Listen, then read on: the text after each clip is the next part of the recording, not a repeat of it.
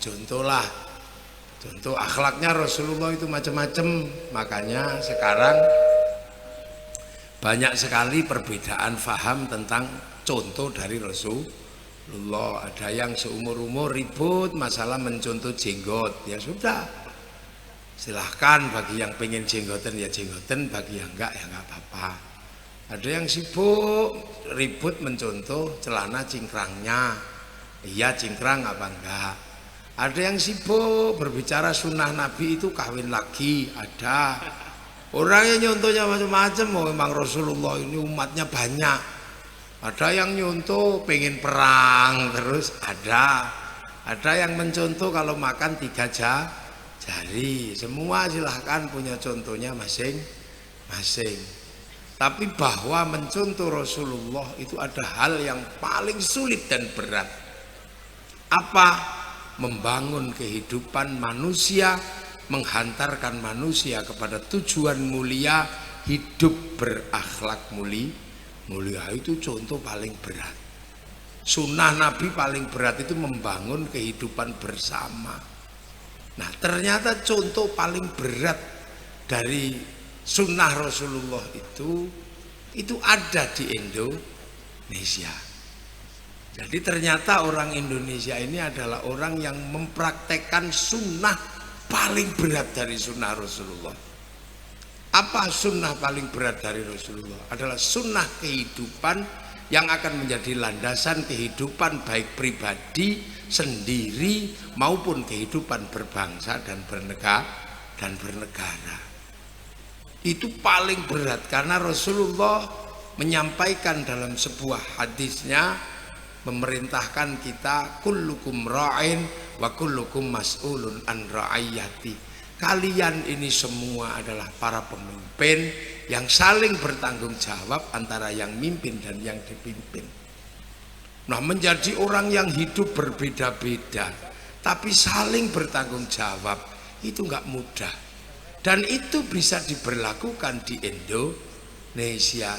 Buktinya apa? Buktinya setiap kepala Indonesia, setiap kelahiran di Indonesia dari Sabang sampai Merauke diikutkan kepada Rasulullah dalam konsep kullukum ra'in wa kullukum mas'ulun an ra'iyati. Kalian semua adalah ra'iyah. Ra'iyah itulah yang diterapkan di Indonesia menjadi konsep hidup bersama yang diserap ke bahasa kita menjadi rakyat. Jangan sekali-sekali Anda menyalahi faham ini. Indonesia menggunakan konsep rakyat. Ra'iyah dalam bahasa kita menjadi rakyat. Indonesia bukan people. People itu vox populi, vox dei, suara mayoritas, suara Tuhan. Begitu orang menjadi mayoritas, dia merasa wakil Tuhan. Makanya khilafah tidak cocok dalam konsep ra'iyah atau rakyat. Komunis juga tidak. Indonesia bukan. Komunis itu proletar, masyarakat bawah.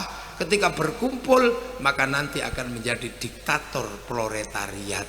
Kita bukan komunis, juga bukan people. Kita adalah ra'iyah atau rakyat. Berbeda suku, bangsa dan agama, tapi hidup bersama saling bertanggung jawab. Dan itu bisa berlaku di Indonesia.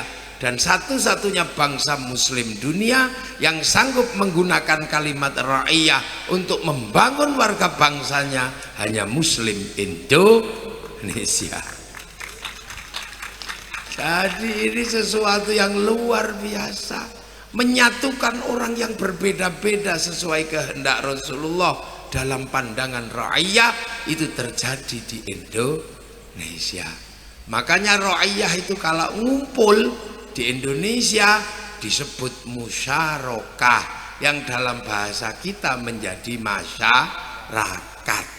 Kalau orang berbeda faham, ambil Al-Quran wasyawirhum fil amri, bermusyawarahlah, lahir konsep musyawarah. Ra'iyah atau rakyat, musyarakah atau masyarakat, musyawarah. inilah yang akhirnya disatukan dalam teritori atau daerah yang disebut wilayah. Karena apa? Karena dulu yang membangun konsep ini adalah para wali. Al-wali membuat wilayah.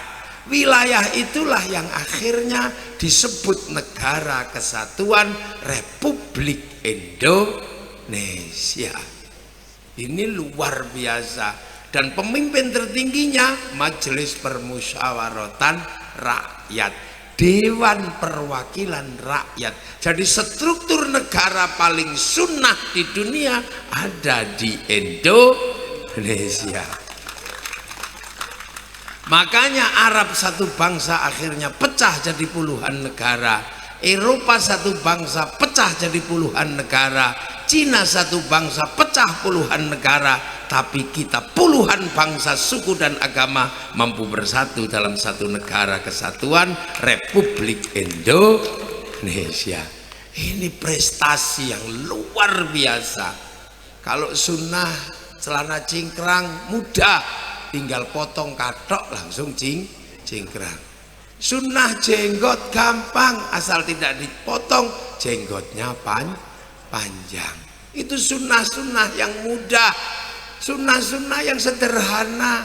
Makan pakai 3 jari, sunnah yang sederhana. Kalau nggak bisa pakai soto karena 3 jari nggak bisa soto, 3 jari megang sendok, itu mudah.